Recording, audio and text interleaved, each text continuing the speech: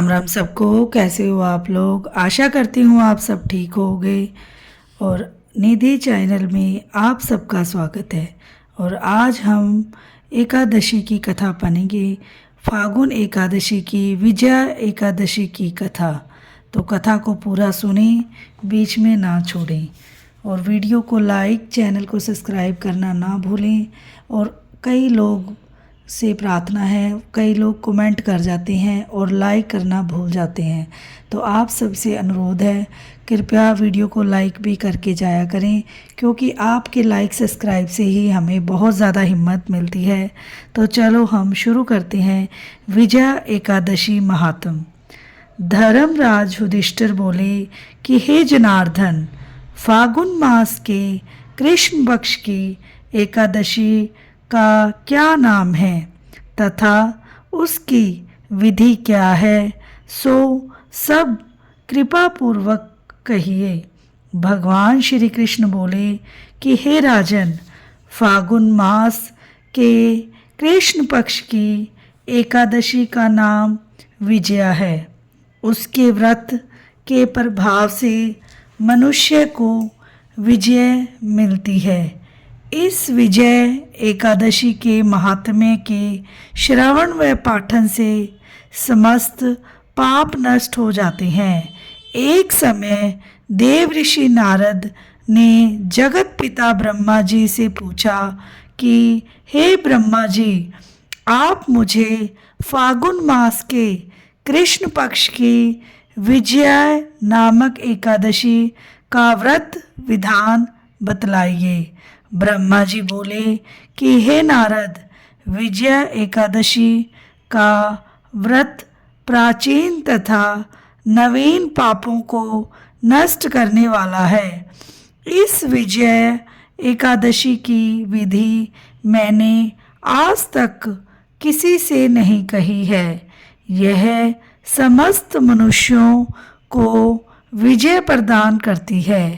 त्रेता युग में मर्यादा पुरुषोत्तम श्री रामचंद्र जी को जब 14 वर्ष के लिए वनवास हो गया, तब वह श्री लक्ष्मण जी तथा माता जानकी सहित पंचवटी पर निवास करने लगे। उस जगह महापापी रावण ने श्री सीता जी का हरण किया।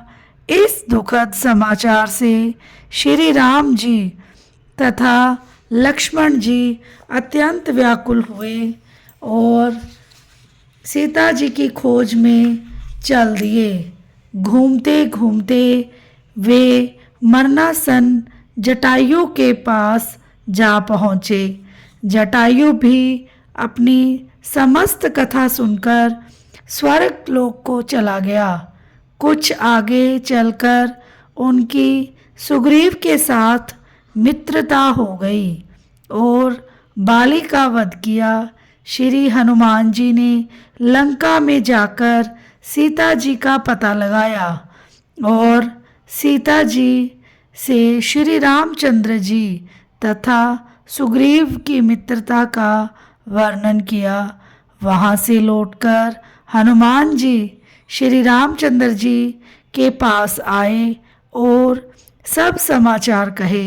श्री रामचंद्र जी ने सुग्रीव जी की संपत्ति लेकर वानरों भालुओं की सेना सहित लंका को प्रस्थान किया। जब श्री रामचंद्र जी समुद्र के किनारे पहुंच गए, तब उन्होंने महान अगाध मगरमच्छों से युक्त समुद्र को देखकर श्री लक्ष्मण जी से कहा कि हे लक्ष्मण, इस महान अगाध अनेकों जीवों से युक्त समुद्र को किस प्रकार पार कर सकेंगे? श्री लक्ष्मण जी बोले कि हे राम जी, आप आदि पुरुष पुराण पुरुषोत्तम हो। यहाँ से करीब आधा योजन की दूरी पर कुमारी द्वीप में बकदाल जय नामक के मुनि रहते हैं। उन्होंने अनेकों नाम के ब्रह्मा देखे हैं। आप उनके पास जाकर इसका उपाय पूछिए। लक्ष्मण जी के वचनों को सुनकर श्री रामचंद्र जी बकदालभ्य नाम के मुनि रहते हैं। उन्होंने अनेकों नाम से ब्रह्मा देखे हैं। आप उनके पास जाकर इसका उपाय पूछिए। लक्ष्मण जी के वचनों को सुनकर श्री रामचंद्र जी बकदालभ्य ऋषि के पास गए और उनको प्रणाम करके बैठ गए। मुनि ने उन्हें मनुष्य का रूप धारण किए हुए पुरुष को पुरुषोत्तम समझा और उनसे पूछा, हे राम जी, आप कहाँ से पधारे हैं? श्री राम जी बोले कि हे महर्षि, मैं अपनी सेना सहित यहाँ आया हूँ और राक्षसों को जीतने लंका जा रहा हूँ। आप कृपा कर समुद्र को पार करने का कोई उपाय बताइए, इसीलिए मैं आपके पास आया हूँ। बकदालभ्य ऋषि बोले कि हे राम जी, मैं आपको एक उत्तम व्रत बतलाता हूँ। फागुन मास के कृष्ण पक्ष की विजय एकादशी का व्रत करने से तुम समुद्र के अवश्य ही पार हो जाओगे और तुम्हारी विजयी होगी। हे राम जी, इस व्रत की विधि यह है, दशमी के दिन स्वर्ण, चांदी, तांबा या मिट्टी किसी का एक कलश बनावें। उस घड़े को जल से भरकर तथा उस पर पंच पल्लव रखकर वेदिका पर समर्पित करें। उस कलश के नीचे सतनजा 7 अनाज मिले हुए हों और ऊपर जौ रखे। उस पर श्री नारायण भगवान की स्वर्ण की प्रतिमा स्थापित करें। एकादशी के दिन स्नान आदि नित्य कर्म से निवृत्त होकर धूप, दीप, नैवेद्य, नारियल आदि से भगवान की पूजा करें। उस समस्त दिन को भक्ति पूर्वक कलश के सामने व्यतीत करें और रात्रि को भी उसी तरह बैठे रहकर जागरण करना चाहिए। द्वादशी के दिन नदी या तालाब के किनारे स्नान आदि से निवृत्त होकर उस कलश को ब्राह्मण को दे देना चाहिए। हे राम, यदि तुम इस व्रत को सेनापतियों के साथ करोगे तो अवश्य ही विजयी होगे।